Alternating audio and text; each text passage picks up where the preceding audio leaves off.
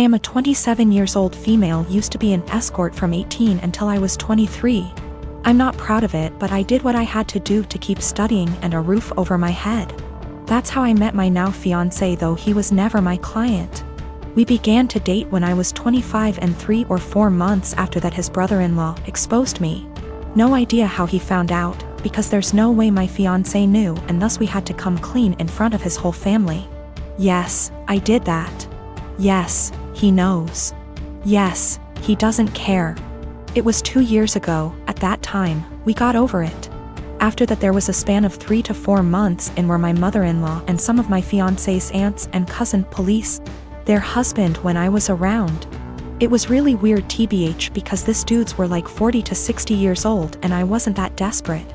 So my fiancé shut their bullshit hard, and even when his family still gives me the side eye from time to time, we thought it was behind us. He proposed last year, and 5 months ago we found out that I was pregnant. We were really happy about it, and we told his family as soon as we knew. His sisters and young brother were happy for us. But his mom took me aside and begged me to be honest with her and asked if this was really my fiancé's child. I was taken aback, but I just rolled my eyes and said yes. She gave me some shitty speech about how she only wanted to make sure, and that she was happy to be a grandmother. Well, last weekend we were at his parents' with his family and some of his friends, and we were talking about the name. How he might look, small talk. We will love him regardless, but there's always some, oh, I hope he gets your nose. MH, I like your eyes. I hope he gets them. Comments. And my father-in-law said that he and his children have a birthmark in the inner tight, and that even his grandchildren, one of my SIL's kids, got them, so our baby might too. And then he said, but how can we know from who he got it? It may as well be from me, my boy, or my brothers. And he and his brothers began to laugh. My fiancé got mad, and before he could say anything I said, I don't get it, and my father-in-law was, yeah, because it runs in the family. And I said again, I don't get it. Why would he get it from you? And he began to get nervous and said, because you know, it's just a joke OP. And I said, but I don't get it, and you all laughed. Explain. It got to the point that some of his friends said, hey, it's not funny, so he excused himself and left. Later my fiancé's brother-in-law came to me and said that I was wrong for embarrassing him like that in his own house, and that I knew what the joke was about and of my past. I shouldn't be surprised. Now they're all demanding that I apologize to my FIL. I am a 28 years old female, was named after a really obscure character from Greek mythology. My preferred nickname is taken from the end of my name. I always introduce myself with I'm my name, but you can call me nickname. None of my co-workers in the small business we work for have ever had a problem with this before, until Megan, the niece of Jeff, one of the 2 owners, was hired. Jeff and Dave co-own the business, but Dave does the actual day-to-day running of the business.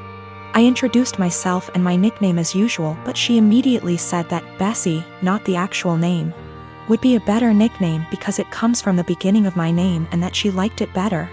I told her I really didn't like that nickname and wouldn't answer to it, and asked her to please not call me Bessie, but she insisted that it was so much prettier and that I just needed to get used to it. For the next 2 months she tried to call me Bessie, but I completely ignored her whenever she addressed me that way.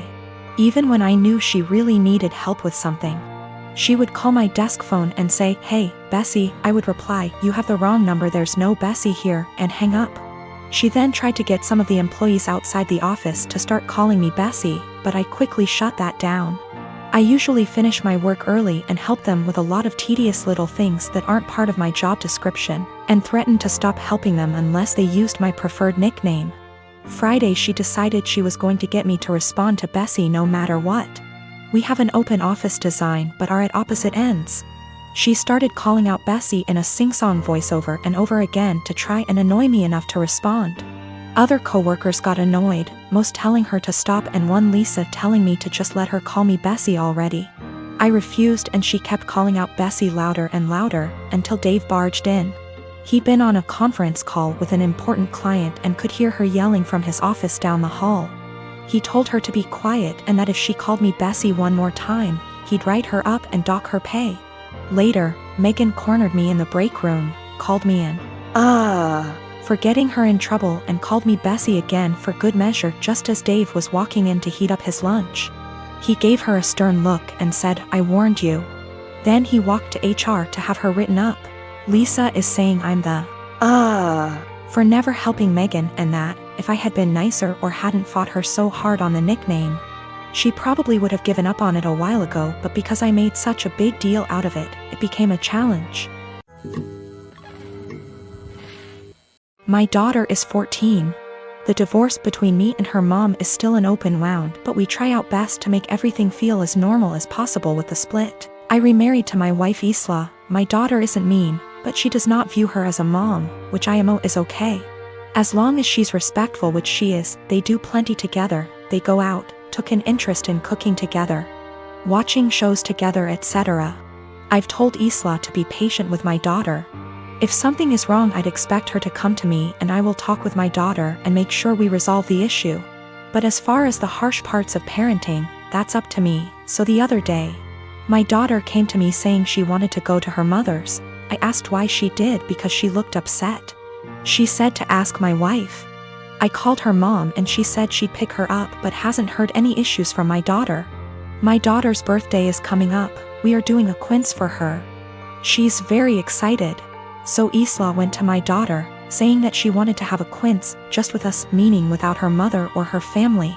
When my daughter said she wanted her mom there, especially because of how big of a deal this is. And Isla was pretty much trying to force the issue and telling her that she can do one here and just as big. My daughter asked why she's trying to leave her mom out of such an important event. And Isla got mad at her for that and accused her of being bratty, and if she wants her mom so bad she should go there. I was so confused. What argument even is that? First of all, there's a reason she went behind my back and told my daughter. Second of all, she's not my kid's mother. And the more she tried to replace her, the more my daughter will resent her. Third of all, she's never welcome to insult my daughter because of her issues, and I don't know where and why she thought this would fly. I told her this, and her argument was that she wanted to be noticed by my daughter and why I care so little about her feelings. I told her my daughter notices her, they go out in girls' days weekly, they go out, watch movies together, etc. My daughter has been plenty inviting to her. Frankly, I'm surprised at how well she's opened up to her, but now she will have to earn her trust back. She again asked why I keep taking my daughter's side and not meeting her in the middle. I told her she's wrong here, simple as that. I could have if she didn't do it like this. I told her that if she expects me to turn on my daughter, she's out of her mind, and my daughter comes first in any situation. She started crying and accused me and saying she's in second place, to which I confirmed. I would never want her to put me over a kid. She left and now isn't speaking to me.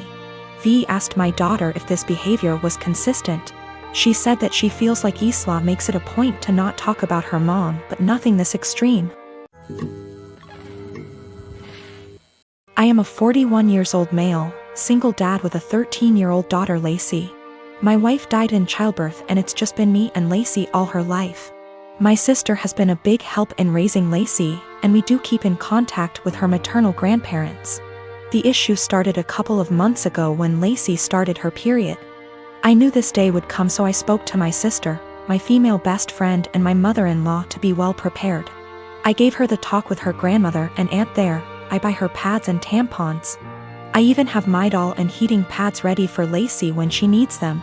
The problem began when I began to notice a smell coming from Lacey's room. I went in to investigate and found pads and tampons openly disposed of in her wastebasket. I checked her bathroom and it was worse. She had her blood-stained undergarments in the tub. I took out her trash and did my best to get rid of the smell, but I didn't know what to do with the underwear in the tub. Later, I noticed bloodstains on the couch. It took a while of cleaning, but I got them out. I figured that was the end of that. It happened again last month, when I noticed Lacey's room was stinking again. And I saw she didn't even wash the underwear from before.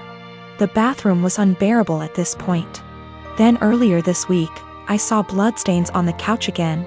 I sat Lacey down and told her that she had to learn to properly dispose of her feminine hygiene products and wash her underwear, as the smell was becoming too much.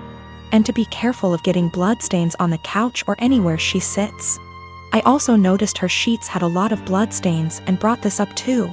I also let her know that it was okay to get blood on things as long as she washed them. And I wouldn't be upset if I saw her bloodstained items being washed. Lacey immediately blew up at me saying that periods aren't gross and that I was period shaming, and that I needed to educate myself on menstruation. I then got texts from my sister and mother-in-law scolding me for making Lacey feel ashamed of her bodily functions. But I honestly wasn't trying to convey that periods are gross. I was trying to convey that her hygiene needed to be addressed and that the smell was becoming unbearable. I just wanted to make sure that Lacey knew how to properly dispose of pads and tampons without it smelling, and that I wouldn't be annoyed if she washed her blood-stained items. We have washed the sheets with hydrogen peroxide and purchased some OxyClean for future instances should we need it. I have asked her aunt and grandmother about, and they'll be able to give her more info as different hygiene products she can use.